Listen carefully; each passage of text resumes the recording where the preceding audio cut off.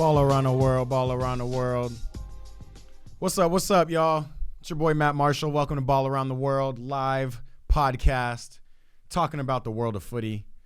We're here. It's Wednesday, November 8th. Usually I do this on Tuesdays, so sorry for anybody who was looking out for me yesterday. I got to figure out a good way to communicate outside of the socials to tell my supporters, listeners, followers when we're doing this. But yeah, we out here. It's been a good week at Champions League. Not a lot going on that I want to talk about. Just want to talk about a little bit of Champions League, and honestly, topic of the day is VAR. Honestly, that's what I want to be talking about. I'm trying to tap in with my people on socials. So anybody here, let me know if you're here. Appreciate all the love on these social media reaction videos. I go live on game days and then post reactions later. What's up, Felipe Martinez? What's up? Appreciate you being in here, brother. Anybody else? What's up? Ashley, our favorite Ashley. What's happening? Yeah. I go live when I do this, but the next time I'm gonna go live for a game, so you guys can come watch with me and react with me, is Sunday 8:30 Pacific time. We got Chelsea versus Man City. That game, as you can see in the stuff I've posted, an ugly game. I got nothing to talk about with it other than, at least we got the dub. That's all I care about, really. But it's it looked very ugly, that Tottenham win, but we'll take it. Artie Kayugan, what's up, brother?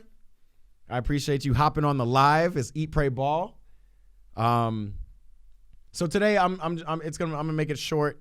I just want to talk a little bit about VAR. I even want to look up some of the rule sets, because I really think of all the good soccer that's happened this week, especially in the Champions League. The biggest star of the show was VAR so far, right? So I don't know what I don't know.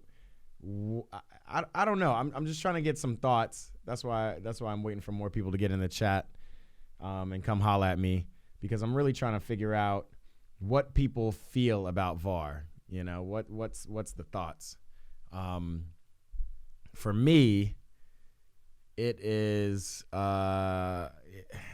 it's obviously here to stay, but and I don't even know if I want to say it needs to be reformed. It's just in my heart of hearts, I'm like, this has got to go. Like, if I think about watching games back in the day, and it wasn't that long ago, like when was VAR instated, let's say, in the Champions League? Had to be 4 years ago, 2019, 2020, right? So, right, just before the pandemic year, just before the Neymar in the final against Bayern year, they instituted it. Actually, no, 2018, 2019, so a year before that. They instated VAR. I was looking up VAR rule sets, and it's very difficult to track down. It's always kind of a moving target. It's kind of it's like legal proceedings, honestly. Everything is just if this were to be true, then you need to convince me of this, and this were. But, one of the principal rules of VAR, I can say for sure, is that, and will always be, is that the referee on the field has the final decision, right? So if that's the case, then sometimes we just need to put the game back in the ref's hands, man. Honestly, it just seems a little bit ridiculous that, and it's more so for the inconsistency, right? VAR, goal line technology, when that was introduced, amazing. You see all of the goals that kind of might be missed if something's offsides, or if the ball didn't go over the line. Not offsides, if the ball goes over the line for the goal line. That's fine. I love goal line technology. That they use eagle eye, the same thing they use in tennis, to see the flight of the ball, the path, and whether or not it goes over the line. That makes sense. this other stuff, VAR, which kind of really deals with fouls on the field or any egregious actions or any offside, which it seems to be the biggest issue in soccer now. I just don't understand what this helps, because the point of VAR is to be so pinpoint accurate that nobody has a complaint.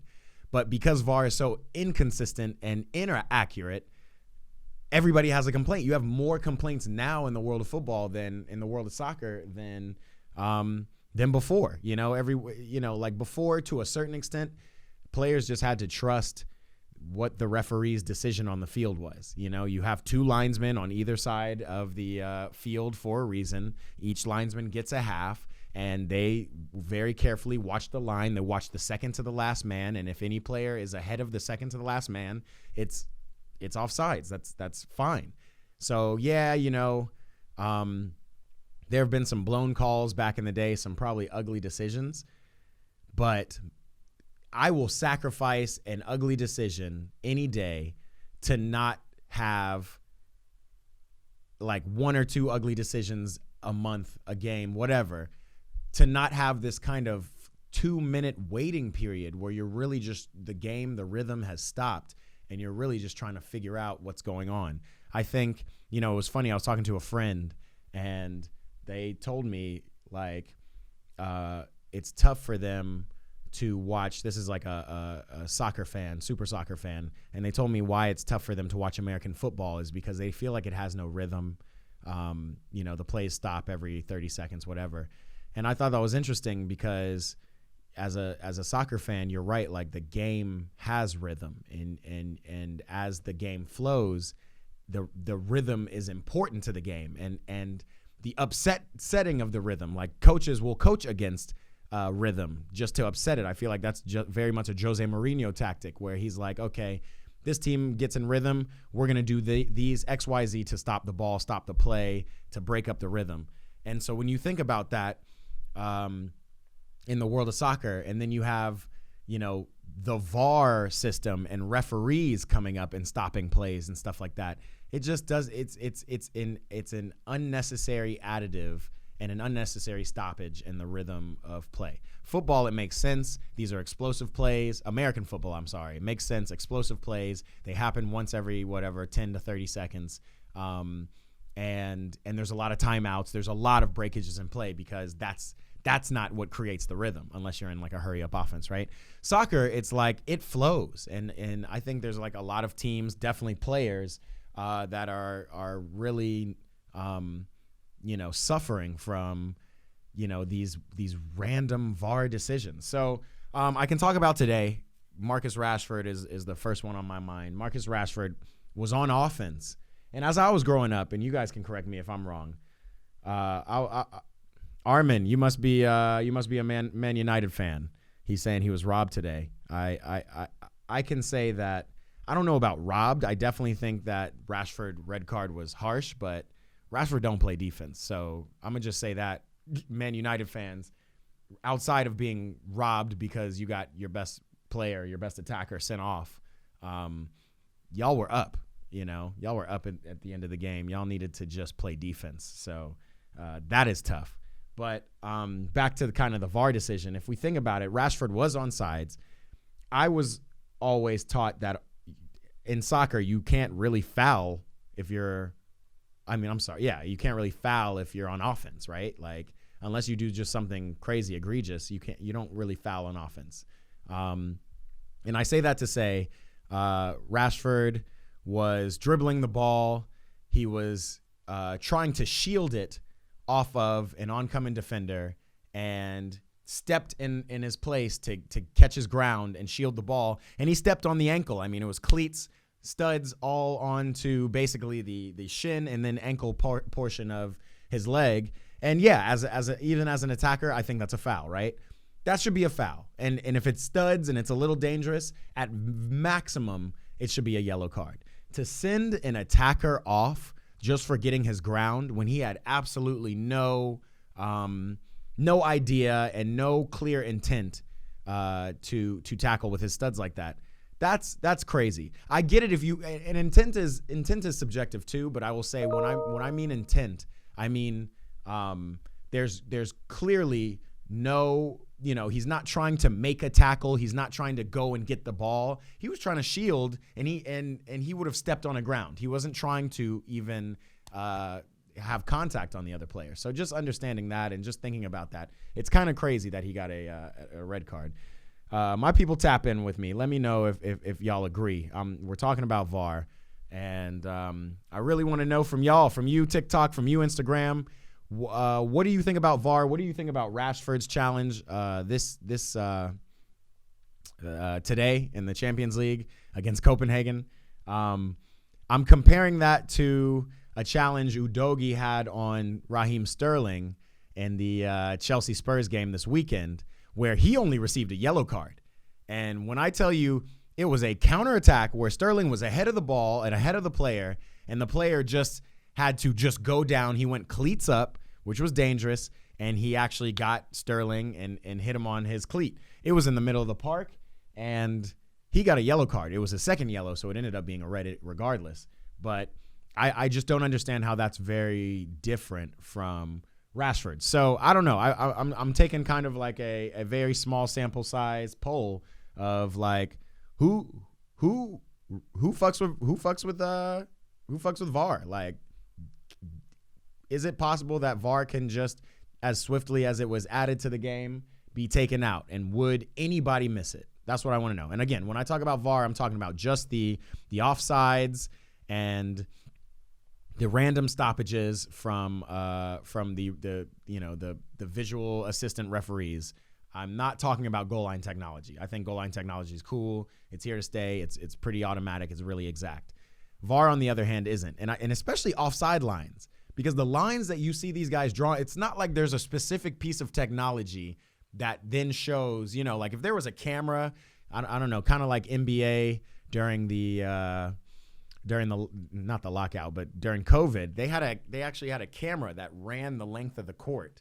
If there was a camera like that on the field that actually like ran the length and could catch offside, that would be cool. But again, like, is that necessary? Like, isn't it kind of a part of the game to just have the ref blow a call or not, right? I mean, again, VAR is already blowing calls, so it's creating a new element in the game. Why is it too hard to just be like, yeah, the referee, whoever you have, just like whoever you have on the field as players, it's their interpretation of how the players are playing. And that is like half of VAR's ruling anyway, because once something happens on the field, it's not like, oh, cleats up tackle, automatic red card. It's cleats up tackle, hey, referee on the field, can you come check this? And all I'm saying is I just don't understand the unnecessary checks. That's all I'm talking about. Come football. It's not VAR, it's English VAR. The World Cup 3D VAR is flawless. Look at La Liga. That is something I'm going to look into because you're right. There are different forms of technology within. But I'm come football, I'm talking specifically about Champions League right now, which is different from the EPL, which is different from La Liga. I'm trying to figure out what the difference is really. And you have a point. I don't remember VAR having any influence in the World Cup. And again, that was probably the best World Cup ever, at least the best World Cup final ever. But I mean, between Saudi Arabia beating the eventual champions Argentina in the very beginning, and all of the different storylines and teams bouncing around in between, it was a great World Cup and not hindered by VAR. So yeah, I'm curious about this, but yeah, that's an interesting comment. Come football, I think there are different tiers or different uses of the technology in the different leagues. So I wonder,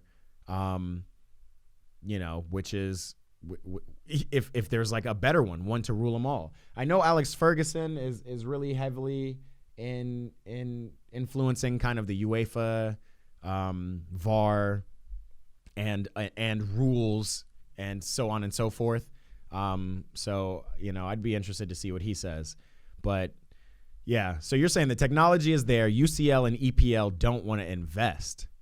That's interesting.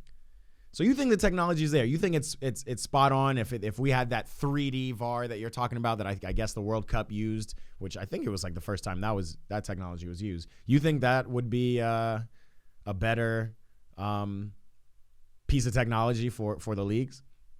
That's interesting. Yeah. Anybody else? Any thoughts on VAR? That's really all I'm talking about here. I saw a few different challenges. Again, like the first thing that comes to my mind outside of today and Rashford's challenge is that Chelsea Spurs game where it was just, I mean, basically the whole game was VAR. That was literally the whole game. Obviously, there was a lot of sloppiness. Romero was wilding. That tackle was a red card. I don't think VAR needed to intervene. Looking at it on the opposite end and trying to play devil's advocate to myself, what if that tackle happens again? That tackle happened on Enzo Fernandez. It was Romero coming in. He went cleats up. He got the ball. He did get the ball, but he got a substantial portion of metal studs to Enzo's ankle. And what if the ref just overlooked that? Would that be worse? Could we get to a situation where that happens and then it's looked at after the game and then some kind of penalty is assessed after the game? I don't know what it would be because that would actually kind of be worse, honestly. I don't know. I'm trying to see. Comb Football, I appreciate you engaging. What are you saying? You're saying as for Rashford, you get he was trying to shield the ball, but he stepped down on a leg above the ankle. And I agree with that, bro. I agree with that. However, it wasn't malicious. He wasn't stepping down to win the ball or get a tackle. He was, like you said, he was trying to shield it. Is that grounds for a straight red? You know, I get it was dangerous, but it wasn't intentionally dangerous versus going studs up. And again, not intentionally trying to hit a player, but if you go studs up for a tackle and you accidentally hit a player, that is inherently dangerous, right? I don't think trying to shield the ball and then, somebody getting their foot in. I'll give you another example because this has happened to me a couple times. Have you ever been on a field and wound up for a shot and suddenly somebody tries to poke the ball away and you end up kicking part of their foot and then the ref calls a foul on you and you're like, what the fuck? And I think it is a foul probably. I would agree that it's a foul, but again, not dangerous, not malicious, not worth a card. And that's kind of how I feel about Rashford's challenge. Udogie, exactly. 2-footed tackle should have been a red. Facts. I think that's like plain and simple. Obviously it didn't matter because he already was on a yellow and so he got a second yellow. But these are interesting. My boy, Matty from Newcastle. You're saying get you in for this chat, bro. Go ahead and type whatever you're feeling. I'm trying to see. Trying to see what you're saying. I don't know if I can go live with you or try or invite me. But Matty, I'm trying to hear what you have to say about my boy Matty. I met him in Newcastle. Again, chat, if you haven't seen it, I have a vlog up on my YouTube about my trip to Newcastle. And you know what? Here's a good announcement for you. It's about time. It's been a long wait. I have my Liverpool vlog, which was my trip directly after Newcastle. It is dropping as we speak. It is uploading to YouTube. I'm looking at my computer. We're at 80%. So make sure you subscribe to my YouTube, youtube.com/eatprayball, and let me know what you think. My boy Matty, he's on TikTok. You're saying get me in, but I don't know where to get you in. Why don't you just we might have to do a call session. I might have to start going live on YouTube because I love this. I want to engage with y'all. I want to talk. But let's see. Let me see if I can just add as a moderator. Okay, let's try that. Come Football says, not dangerous, but when you slow it down and freeze frame it to the contact and ankle bend, it's hard for the rest to say no. Yikes. All right. Let's see if Maddie can get in here. Maddie, you requested on Insta. I'm not seeing it, bro. That's my next thing, brother. I'm gonna figure this out a little bit more so I can get you guys in, so you can kind of come and actually talk to me. I added you as a moderator, but we can figure that out later. But yeah, Maddie, if just let me know, give me your Twitter fingers, your fastest Twitter fingers, and tell me what you think. What did you think about VAR, the VAR decisions, the Chelsea Tottenham VAR decisions, and most recently this Rashford one where he got a red card today. My man Dan, how far do you think USA will get in 2026? That's a dope question. How far do I think USA will get? I think, I guess I can say I think and hope that we will get past the round of 16. I think we can make it at least into the quarterfinals of the World Cup. There are a lot of great teams out there. I mean, in Europe alone, England, France, Portugal, those are the top three in my opinion. Germany's in kind of a rebuild, reboot, refresh, but I think they'll be up there in the next 2 years.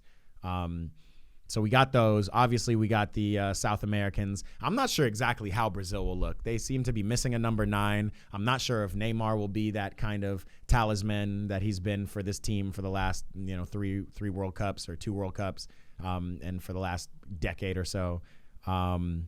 I'm just kind of thinking around to the teams, but I mean, the USA did really well in this past World Cup. I don't think anybody was expecting them to get to the round of 16. And then, quite frankly, for me, I think they got outcoached. I think we got outcoached against Holland. I think we have the talent to beat Holland. I think we're also in the market, trying to figure out our number 9. Ricardo Pepi and Balogun really came in kind of into the fold after the World Cup, but they look like 2 top players who can really push each other to see who can be a starter and who can really to add some goals. So we have this young team. I think the average age was somewhere around 24 for the last World Cup, maybe 23. So I think we should go farther, and I think it's like an expectation. So I appreciate that question. My boy Matty needs to talk about Chelsea Spurs. Hit the multi-guest icon, Matty.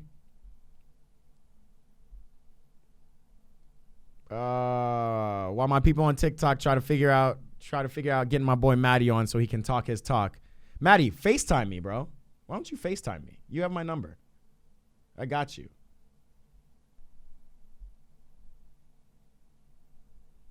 Matty, I'm not seeing it, bro.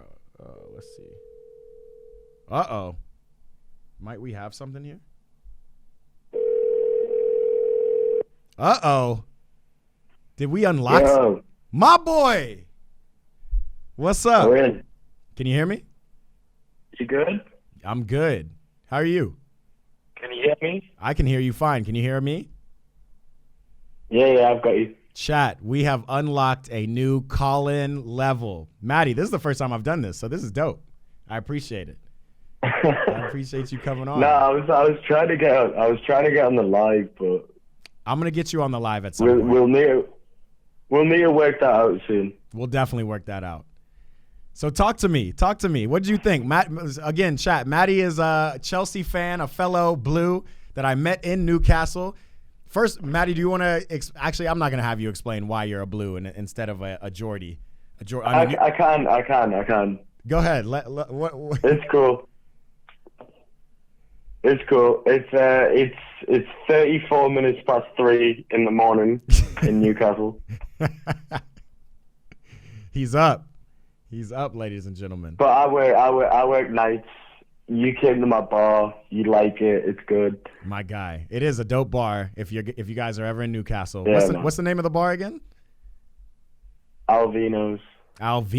That's what it was. We were walking around in circles trying to find Alvino's. Yeah, give me a quick because I got to get off here soon. But give me a quick understanding of why you're a Chelsea fan, the way you explained it to me back in Newcastle, and then let's get into the Spurs game a little bit.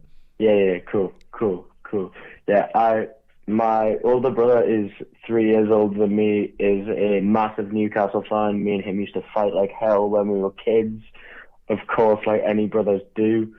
And I decided that I was not going to be a Newcastle fan. Facts. My dad turns to me and says, you can be any fan of any Premier League team you want, but just not Sunderland or Man United. I had a granddad who was a Liverpool fan, an uncle who was an Arsenal fan, and a cousin who was a Chelsea fan. And Frank Lampard was my favourite player at the minute. Super and Frank. I decided to go Chelsea, and I haven't looked back. I'm not mad at you at all for that. Super Frank. I got it. So, okay. Yeah, man. Yeah. And I feel that sibling rivalry too. I feel you. And by the way, this is my live. You can cuss all you want. Okay. I wasn't sure. So speaking of cussing, yeah. what'd you think of the game? What'd you think of the match, Chelsea Spurs? Chelsea Spurs was the most ridiculous game of football I've seen. Most ridiculous. Since it's been a while. It's been a while since I've seen that much of a circus, for sure. Yeah, I think the most crazy game I've seen was Chelsea against Barcelona at the Bridge in 2009. Oh, 09. Okay, I was thinking the Ronaldinho toe poke, but 09 Chelsea. The 09 game. Like, imagine if. I lost you. Like, we would have had 3 penalties. Oh yeah. Like 100%. Like, we win the Champions League that year if we have VAR. Wow. It's ridiculous, but I think, to be honest with you, I think that it was a game which is obviously heated, a game which has a lot of rivalry, a lot of emotions, and it showed. I think Chelsea rattled Spurs. Yeah, 100%. I think we rattled them. I don't even think we have to do anything. I think that their players who've been there a long time know that it's a big game for them, and they never show up. Yeah, I agree with that. I like think, that chat. Like, don't you think? Yeah. Were you confident going into that game? No, absolutely not. You weren't. I was. I got to be honest. Like, I've never. No. I don't care how good Ange Ball has been this year, and how bad we've been. I like going up against Spurs. I just didn't have too much of a doubt. Not the same way I have about City this weekend, but. Oh, yeah. But also, like, you know, like, they seemed to be a different team. They were. The first 10 minutes, 15 minutes, I was like oh, shit. First 10 games of the season, they weren't Spurs. Yeah. I agree with you. It wasn't Spurs. They were performing on a different level. They were showing, but I feel like also we kind of got away with one. Which one? The first goal? No, we got away with it because totally. The first 15 minutes they absolutely battered us. They were smashing us, and I agree with you. They could have been 2-0 up easily. Like it's like centimeters, not even inches. It's centimeters for that Son goal. That Son goal, he was just ahead. Yeah. And Johnson on the left side, I was not familiar with his game, but that guy is a baller too. Yeah. It could have been bad. 100%. But we stopped their momentum with that first offsides goal. Now, mind you, we got 2 offside goals as well. We had the first one was Sterling's handball, and then the second one, I guess, was Caicedo's goal, which I guess Nico Jackson was offside. But that was the biggest joke I've ever seen. So as a Chelsea fan, where do you stand with Nico Jackson right now? Right now, I think you should be, because we spent 70 million on Lavia, 115 on Caicedo, and 106 on Enzo. Yes. But control in the midfield doesn't win you games. 100%. Why did we only spend 30 million on a striker who's going to be first choice every game because we don't have another striker with Lukaku leaving? Who's also only been a professional for 3 years. He's brand new. 100%. Why not just leave that 70 million for Lavia and just spend, like, if you put the 30 million from Jackson with the 70 million for Lavia in together, you get 100 mil. Yeah. Just put that in on a striker. Put that in, shit. You spend 100 mil on a striker, you get a better striker than Nicholas Jackson. That is probably the worst Premier League hat-trick of all time. And again, I actually like Nick Jackson. So, you know, I feel for him. I want him to get the confidence. I think when he gets the ball at his feet, especially in the middle of the park, and he turns and he runs past people, it's beautiful to see. He just can't finish right now. But if you can think of, 100%. No, I think he has that potential, but he doesn't have the end product right now to be Chelsea's number one striker. If you think back to a few years ago under Conte, we had Diego Costa, number one. Yes. And then Michy Batshuayi as number two. Number two. Who should? I think Nicholas Jackson is kind of Michy Batshuayi levels right now. I think he could be a better player than Michy Batshuayi. He's got all the attributes to be better than him. But I think being the leader of, like, leading the line for Chelsea in Premier League games, I think he's too young, he's too raw, and we need someone with a bit more experience of finishing, goal scoring. 100%. To lead the line. 100%. Where are you with Enzo right now? And obviously we see he was a little hurt even before the game. Enzo, I think,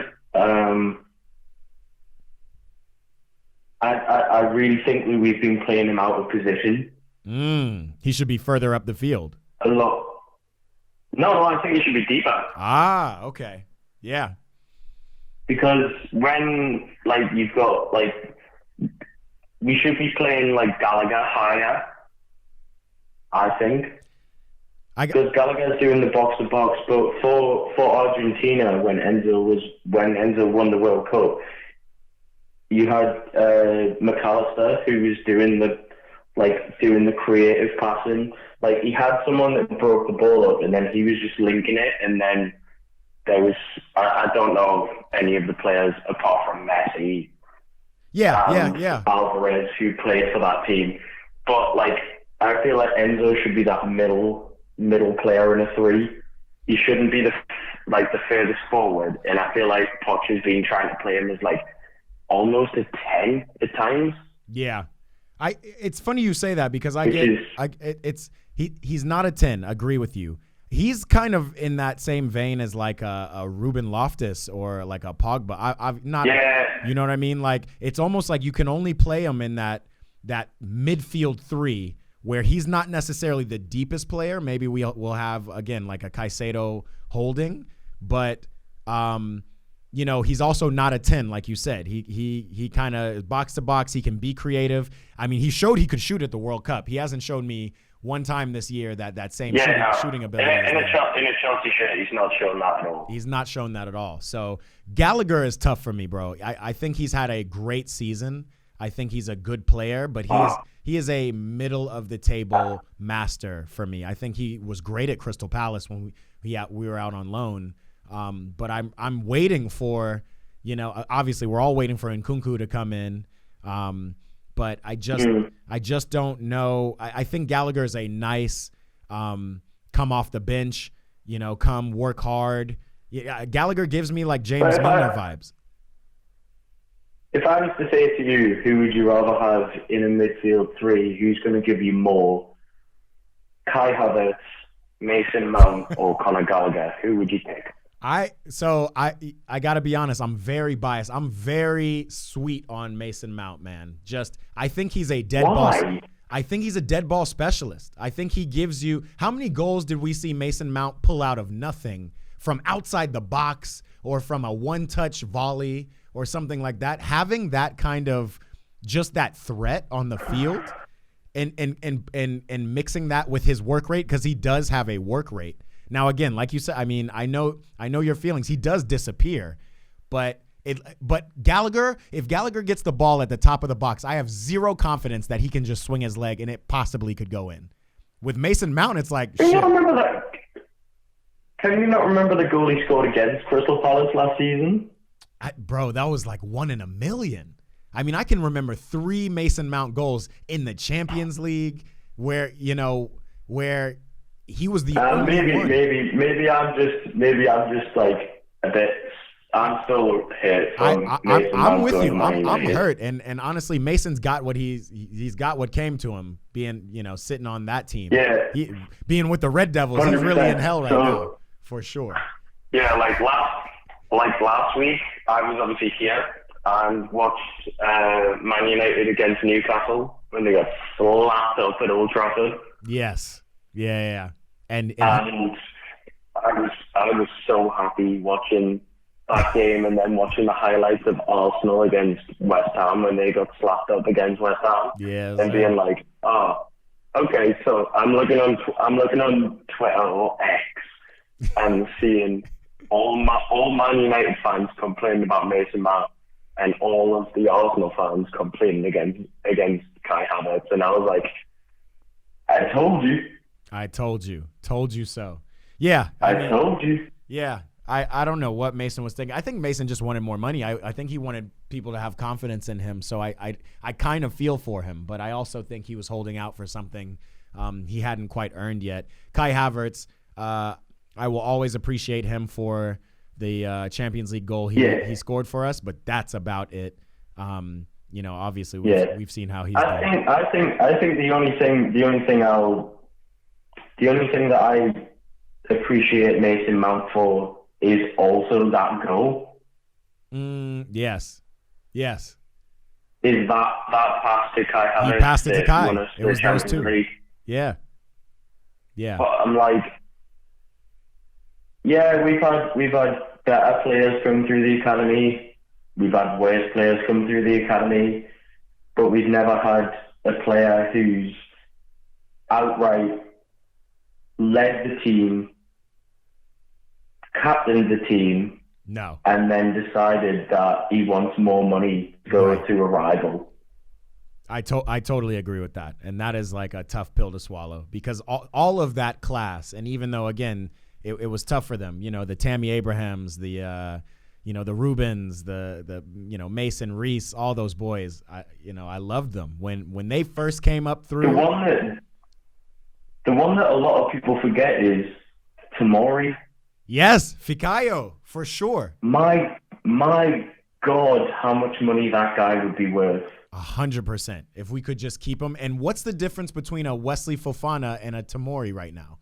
Outside of the fact that Wesley's not playing. We should have kept Tomori over Fofana. 100%. Like, why sign Fofana over Tomori?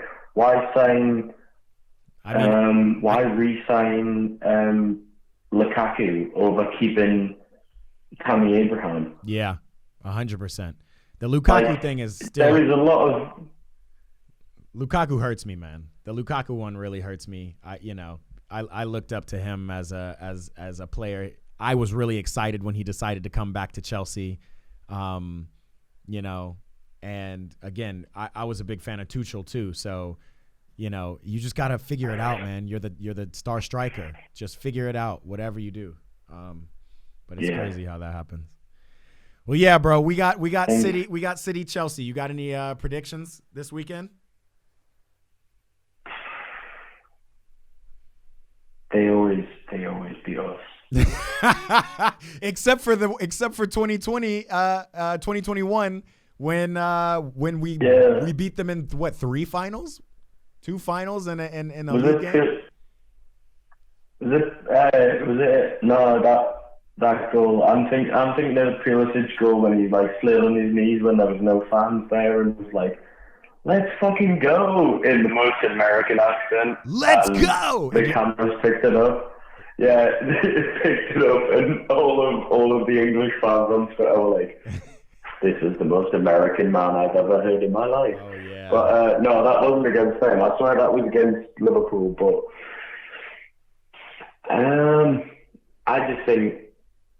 I think sounds like you're hoping for a draw, bro. We've been we've been better against the like top teams. Like if you think about it, like we play well. Liverpool drew 1-1. Yep. We played Arsenal. Drew 2-2. Should have beat them, but we should have won that game, by the way. And I wasn't on to talk to you about that, but we should have won that game. We 100% should have won that. and then we beat Spurs in the most weird circumstances of any football game ever. Right. But also, if you look at it, we drew 1-1 with Bournemouth. We got beat at home by Forest. Man. So this game against. I know Man City have only played young boys, but they did put out a pretty strong side. So they've had a midweek game. We played 40 minutes against 9 men. Even though Spurs looked incredible with 10 men and then with 9 men. They did. They were pressing us, and even in that game, I was like. What is going on here? I was like, how are they seeming to like be overpowering our press when they've only got 9 men? But then like their high press did come to bite them on. Oh yeah, they totally gassed out. Yeah, you know, it was a matter of time. But like they were like, but if that Eric Dyer chance is onside, like. It's we look like absolute mugs, and they go home with the 2-2 probably because they sit behind the ball and we don't have anyone to hit the ball from outside the box. But coming to Sunday. Look, we defend well against all of the top teams, so I'm not so scared of Haaland going crazy on us. I don't think Haaland really does well against big defensive teams anyway. But I do think that we're gonna. I think that we have a composure problem, and it showed when we were playing against 9 men. You know, had they not gassed out, we would have not scored on them. But like all it took was a bit of composure to kind of understand the high line and break the high line with all of the speed we have. Yeah. So for sure, I get you on that note. But yeah, I agree with you. There's no real good way to predict this other than, you know, I think we're both hopeful Chelsea fans. Hopefully we have a good showing. That's my biggest thing, you know, regardless. I think as well, I love Thiago Silva, and he's incredible. Yes, sir. It's going to be tough. But I think against Haaland, we need to play Disasi and Badiashile. I agree. Now, Badiashile is just coming back from injury, so I'm curious how well he'll do. He played against Blackburn. Yeah, he did. Scored. And then we rested him against Spurs, so that gives him another week. I think that playing those two very physical, rather than a player who's going to try and actually like read the game like Thiago Silva does.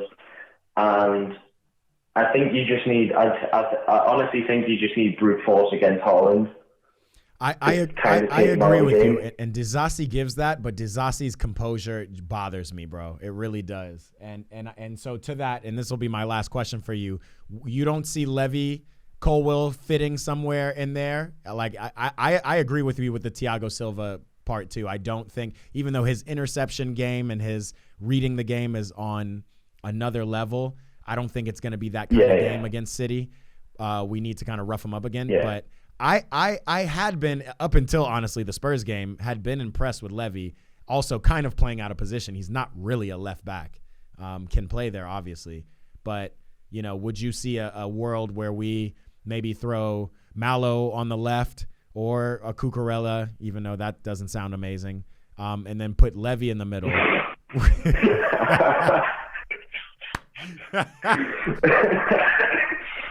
I've been trying to get behind Cucurella, and I'm like, come on, man, you've got this redemption arc. You've got to do it in your second season, but I understand what you're saying.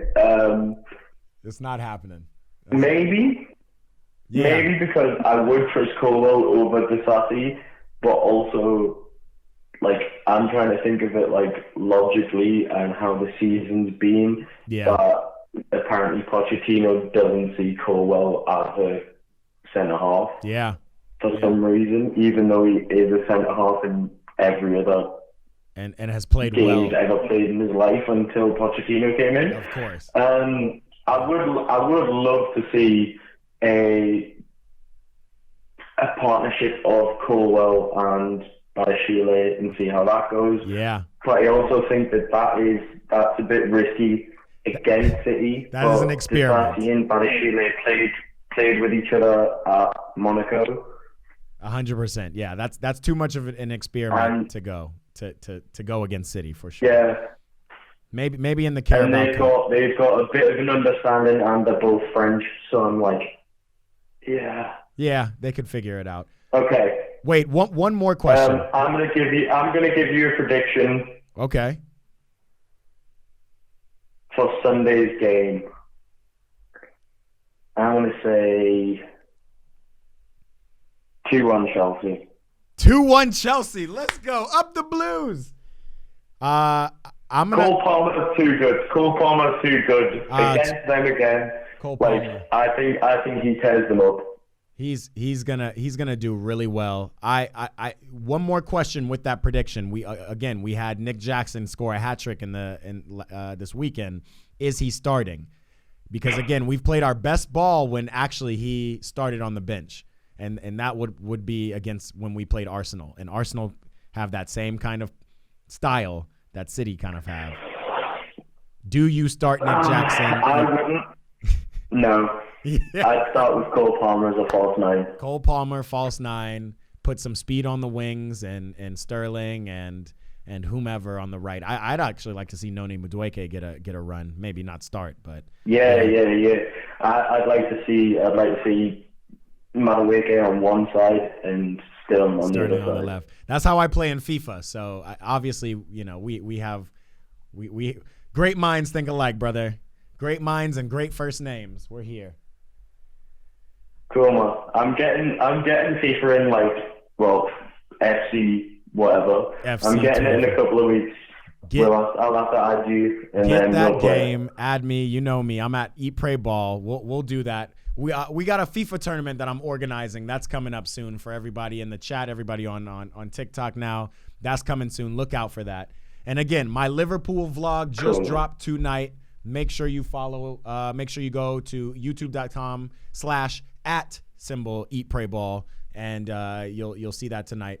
Matthew Hankinson. I appreciate it, Matty. I appreciate you coming on. Please come back. No problem, man. I'm sure we'll have a lot to talk about. I will do. Maybe on Sunday if we beat City. On Sunday if we beat City, we will be live. Again, all my TikTok folk, honestly, all of my social media folk, I do these live streams. They're very fun. We talk a lot of shit. Come holla at me. I'm only doing them on TikTok. I'm going to probably transition it to YouTube soon, but that's what we're doing. All right, Matty, I will get some sleep. I know it's almost 4 a.m. there. I will talk to you, all right? Yeah, man. All right, bro. All right, bye, man. Later. See you later. Ladies and gentlemen, that's the boy, Matty Hankinson. Great guy who showed me around Newcastle. I appreciate you tuning in. This was a short one turned long one. That was fun. I want to do more calls. So for the future, TikTok, if any of you guys are around, hit me up. Send me your number in a DM or in the chat. Not in the chat. Send me a DM or something. I'll get something better set up so we can get more engagement, more input, because I like that. I want to hear what you guys got to say. Otherwise, I appreciate y'all. Y'all keep tuning in. Keep it locked. I got a lot of fun stuff coming out on socials and on the YouTube. It is the EPB podcast, Ball Around the World. We were really around the world. We were talking to Matty all the way through in Newcastle. I will holla at y'all. When are we gonna be there? We'll be there Sunday. I don't know what's going on.